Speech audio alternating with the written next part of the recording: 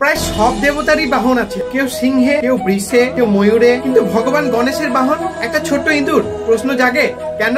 কেন এত ক্ষুদ্র লুকিয়ে থাকা প্রাণীটাই ভগবান গণেশের বাহন? পুরাণ অনুসারে একসময় এক দৈত্য ছিল মৃষকাসুর।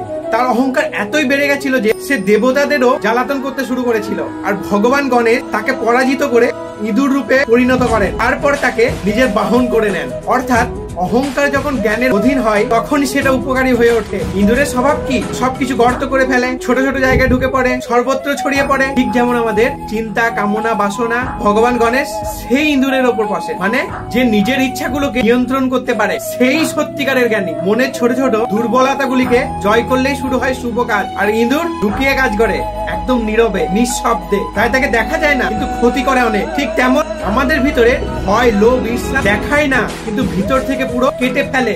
ভগবান গণেশ সেই দুর্বলতাগুলিকে নিজের অধীনে নিয়ে এসেছে। স্পষ্ট কথা, জ্ঞান তখনই কার্যকরী হয় যখন নিজের দুর্বলতাগুলির উপর বসা যায়। ভগবান গণেশ শুধু বাধা নাশ করেন না, মনের ছোটখাটো সমস্যাগুলি এড়িয়েও কিভাবে বড় লক্ষ্যে পৌঁছানো যায়। তাই প্রতীক হিসেবে ইঁদুর মানে আত্মনিয়ন্ত্রণ, গভীর অনুসন্ধান, কৌশলী কাজ। এক কথায়, যার বাহন ইঁদুর সে যে কোনো জটিলতাকে চুপিসারে কাটিয়ে উঠতে পারে।